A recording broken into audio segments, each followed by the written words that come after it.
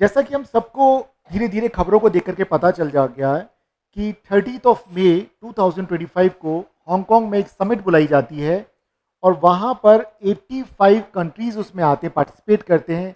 और चाइना एक नया ऑर्गेनाइजेशन की रूपरेखा सबके सामने रखता है जिसे कहा गया है ऑर्गेनाइजेशन किसके लिए, मीडिएशन के लिए।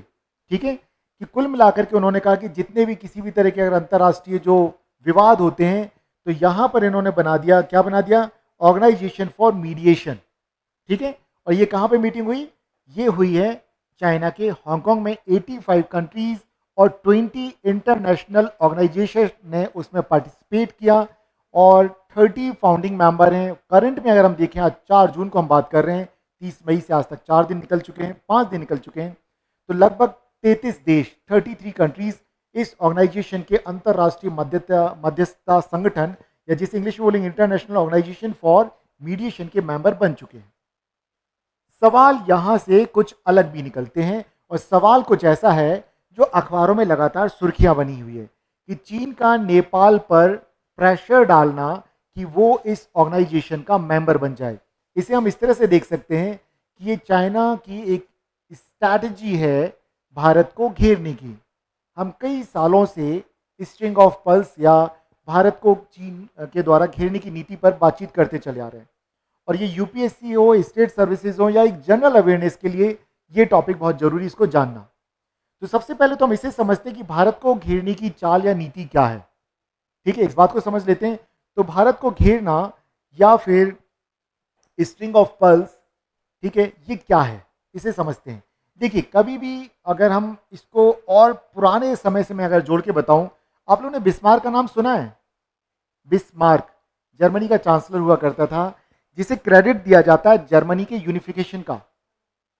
ट्रीटी ऑफ फ्रैंकफर्ट होती है 1872 में और उससे जर्मनी जो आज का जर्मनी है उसका यूनिफिकेशन हो जाता है, अर्थात एकीकरण हो जाता है।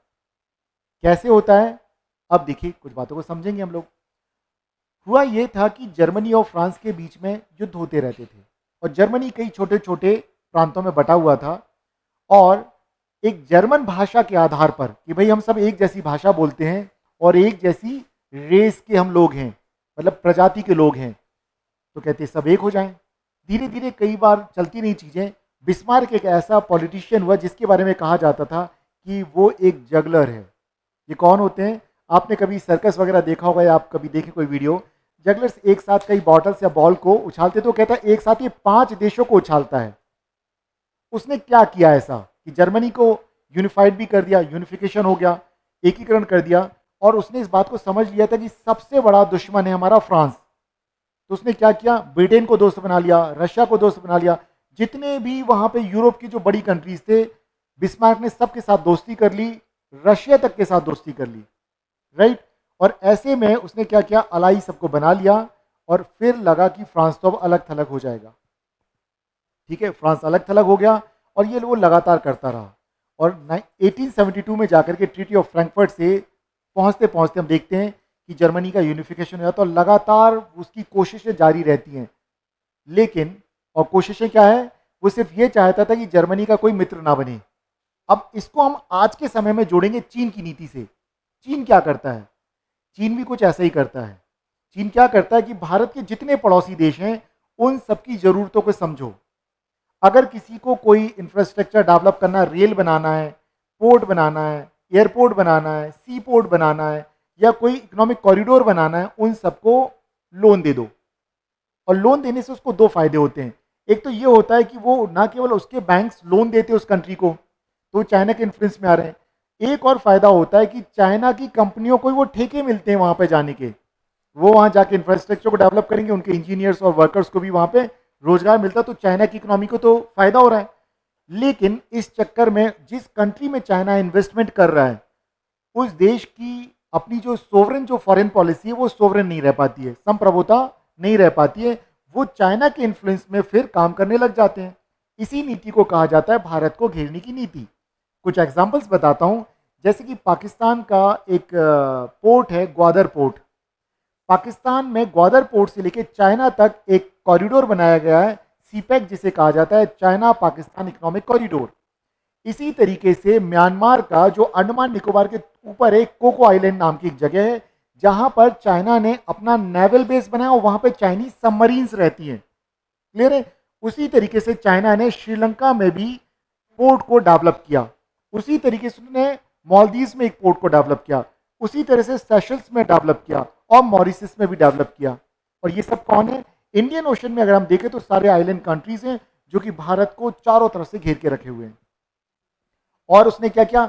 म्यांमार का इंफ्रास्ट्रक्चर के कई सारे प्रोजेक्ट्स उसके पास हैं, बांग्लादेश के प्रोजेक्ट्स उसके पास हैं, नेपाल तक के उसके प्रोजेक्ट्स हैं जहां पे वो रेल बना रहा है। तो आप अंदाजा लगाइए, और पाकिस्तान के साथ ऑलरेडी है, उसका अच्छा अलाई है।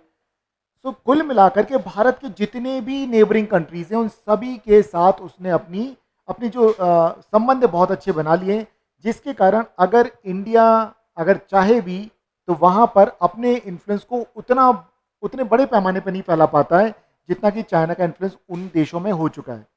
और रीजन सबसे बड़ा क्या है? इकोनॉमिक पावर चाइना हमसे ज़्यादा बड़ा है, मिलिट्री पावर नो डाउट हमसे ज़्यादा बड़ा है, इकोनॉमिक पावर हमसे ज़्यादा बड़ा है। लेकिन लेकिन लेकिन यहाँ एक चीज़ समझना होगा कि अगर चाइना इस तरह की पॉलिसीज पे चल रहा है तो इंडिया भी पैरेलल कुछ इसी तरह की नीति पे चल रहा है, इस बात को समझिएगा। जैसे कि ईरान का चाबार पोर्ट, तो ये ग्वादर है, उसके बगल में बस ईरान की बॉर्डर में चाबार पोर्ट है, ध्यान रखिएगा। और चाबार से लेके अफगानिस्तान तक हमने रोड बनाया है और उसी रोड के थ्रू हम अफगानिस्तान तक अपना सामान भेजते हैं। क्यों? क्योंकि पाकिस्तान हमें ट्रांजिट रूट नहीं देता है, और अगर देता है तो हमारे ट्रकों को लूट लिया जाता है जो अफगानिस्तान तक हम भेजते हैं सामान। क्लियर है? तो एक तो ये किया इंडिया ने। इसके अलावा क्या किया उसने? श्रीलंका में भी इन्वेस्टमेंट किया है। और क्या देता है? एक लाइन ऑफ क्रेडिट, इसको बोला जाता है कि एक तरह का हम भी उनको कर्ज देते हैं, बांग्लादेश को लाइन ऑफ क्रेडिट। और यहाँ तक कि बांग्लादेश के साथ तो हमने बॉर्डर डिस्प्यूट को सेटल करने के लिए एनक्लेव्स का क्या किया? हमने उसको 101 एनक्लेव्स दे दिए, बदले में बांग्लादेश के 51 एनक्लेव्स हमें मिल गए, मतलब एरिया। ठीक है, छोटे छोटे क्षेत्र जो हैं जहाँ पे इंडियंस रहते थे वो यहाँ आ गए और बांग्लादेशी वहाँ चले गए। तो इस तरह की कोशिशें कर रहे हैं, तो हम लोग भी कोशिश जारी रखें। लेकिन अभी चाइना ने एक नया कदम उठाया जो 30 मई 2025 को किया। उसने क्या किया? उसने एक नया एक ऑर्गेनाइजेशन बना लिया, इंटरनेशनल ऑर्गेनाइजेशन फॉर मीडिएशन, जिसमें कि वो जितने भी हमारे नेबर कंट्रीज हैं उनको भी लगातार मेंबर बनने के लिए प्रेशराइज कर रहा है। और ये खबर है नेपाल से संबंधित। चलिए अब आगे देखते हैं इसमें। तो एक ये यहाँ नेपाल के प्राइम मिनिस्टर हैं केपी ओली, और ये आप तो जानती हैं जिनपिंग हैं, ठीक है, प्रेसिडेंट चाइना। तो देखिए यहाँ पे क्या हुआ। यहाँ अगर हम देखें तो चाइना यहाँ पे भारत के जितने भी पड़ोसी देश हैं उन सब को अपनी तरफ कर रहा है, डिप्लोमेटिकली उन्हें अपनी तरफ कर रहा है। कैसे? पहले उसने क्या किया? उनको कर्ज दिया, ठीक है, उनका इंफ्रास्ट्रक्चर को डेवलप कर रहा। अब उसने कहा भाई अगर आपके दो देशों के बीच में कोई डिस्प्यूट है तो आ जाओ, हमारे पास आ जाओ। हमने एक इसके लिए मैकेनिज्म बना दी, एक बॉडी अलग से बना दी। तो इससे क्या होगा? ग्लोबल साउथ में चाइना का इन्फ्लुएंस लगातार बढ़ता जाएगा। जो थर्ड वर्ल्ड कंट्रीज हैं, ठीक है, जो डेवलपिंग कंट्रीज हैं, उनमें चाइना का लगातार इन्फ्लुएंस बढ़ेगा। ठीक है, लेकिन ये तो अच्छा हो कि भारत और पाकिस्तान के बीच में एक छोटा सा वॉर हो गया, और उस वॉर में चाइना के बारे में हमें कुछ बातें पता चल गई। वो क्या पता चली? कि चाइना से पाकिस्तान ने जो डिफेंस सिस्टम लिया था वो काम नहीं किया। तो चाइना भले कितना ही गुना हमसे ज़्यादा आर्मी रखता है, मिलिट्री पावर है, बट ये पता चल गया कि उसकी जो कैपेबिलिटीज़ हैं इंडिया के कंपैरिजन में, उसकी क्षमताएं उतनी बेहतर नहीं है। ठीक है, ध्यान रखेंगे इस बात को। और क्या पता चल गया?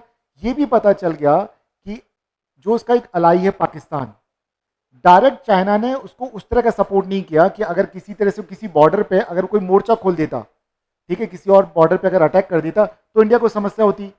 तो इकोनॉमिक जो इंडिया की स्थिति है पूरे इस रीजन में, पूरे वर्ल्ड में, इस बात को उसने भी समझ लिया। और एक बेनिफिट क्या मिलता है इन सब चीज़ों से? चाइना अगर हमें काउंटर करे तो हम क्या कर रहे हैं? 2+2 डायलॉग्स चल रहा है। किसके साथ चल रहा है हमारा ये? इंडिया और यूएस के साथ भी चल रहा है। 2+2 मतलब हमारा डिफेंस मिनिस्टर, हमारा फॉरेन मिनिस्टर, उनका फॉरेन सेक्रेटरी, उनका डिफेंस सेक्रेटरी, और ये दो कंट्रीज के साथ चल रहा है। कौन कौन हो गया? इंडिया और यूएस एंड जापान। एक पहल भारत ने और कर दी जो कि इंडो पैसिफिक में हो रही है, जो पैसिफिक नहीं, अभी इंडो पैसिफिक की बात कर रहा हूं मैं। और वो क्या? क्वाड। आप सभी जानते हैं क्वाड में यूएस है, दैन जापान है, और ऑस्ट्रेलिया है, और इंडिया है। तो जिस तरह से चाइना अपनी नीति को आगे बढ़ा रहा है तो हमें घबराने की जरूरत नहीं है। इंडिया भी अपनी स्ट्रैटेजी को धीरे धीरे उसके अकॉर्डिंगली चला रहा है। तो कई बार मन में ऐसा आता है, तो अखबार वाले तो देखिए खबर लिख देते हैं और हमें कुछ देर के लिए एंजाइटी हो जाती है। तो इस बात को समझेंगे कि नो डाउट इन सब चीज़ों से हमें सतर्क होना पड़ेगा, इंडिया को अपनी स्ट्रैटेजी पर काम करना पड़ेगा, उसको अलर्टनेस के साथ आगे बढ़ना पड़ेगा। लेकिन यहां अभी तक जो अच्छी बात है वो ये है, कहां गई आरजू राणा, नेपाल की विदेश मंत्री आरजू राणा देवबा, इन्होंने कहा कि देखिए मतलब चाइना के जो हैं विदेश मंत्री, ये देखिए, और ये फर्स्ट पोस्ट जो है उसने लिखा है खबर कि चाइना के विदेश मंत्री ने नेपाल की विदेश मंत्री आरजू राणा देवबा से जल्द ऑर्गेनाइजेशन कौन सा मीडिएशन के लिए जो बनाया है, तो कहते IOMAD में आप आ जाइए। तो उन्होंने कहा, मना तो नहीं किया लेकिन उन्होंने हाँ भी नहीं कहा, ठीक है। तो उन्होंने कहा ओके ठीक है सोचेंगे। कोई अभी तक नेपाल ने इस तरह का कोई भी ऐसा हम देखें तो संकेत नहीं दिया कि जिससे कि वो इसमें शामिल हो रहा। लेकिन देखिए हम ज़्यादा दिन खुश नहीं हो सकते, नेपाल कभी भी उस तरफ जा सकता है। क्यों? सवाल सोचो क्यों। कल का जब मैं न्यूज़पेपर आपको बता रहा था, मैंने बताया था कुछ हेडलाइंस देखो नेपाल में क्या चल रहा है। नेपाल में अभी पॉलिटिकल इंस्टेबिलिटी की स्थिति है, वहाँ एक प्रो मोनार्की एक मूवमेंट चल रहा है, और जहाँ पर कि वहाँ की जो कम्युनिस्ट पार्टी की सरकार है उसको खतरा होगा तो बिल्कुल वो इस तरह के डिसीजंस ले सकता है। तो यहाँ पे इंडिया को प्रोएक्टिवली क्या करना होगा कि उसको सपोर्ट करना होगा। क्लियर है, समझ रहे हैं इस बात को। तो चलिए, पाकिस्तान तो ऑलरेडी है, अब यहाँ पे अगर देखा जाए तो कोशिश बहुत सारी कर रहे हैं, लेकिन ग्लोबल साउथ में अगर देखा जाए तो चाइना का जो इन्फ्लुएंस बढ़ेगा, सिर्फ यही हमारे लिए चिंता की बात है, इसके अलावा और कुछ भी नहीं है। लेकिन सवाल वहाँ पर एक ये आता है कि अभी कितना कामयाब होगा ये तो वक्त बताएगा, अभी हमें नहीं मालूम, क्योंकि कई सारे जो कंट्रीज़ के मेंबर बने हैं तो वहाँ पर मेजर अगर बड़ी कंट्री अगर देखें तो सिर्फ चाइना है इस वक्त।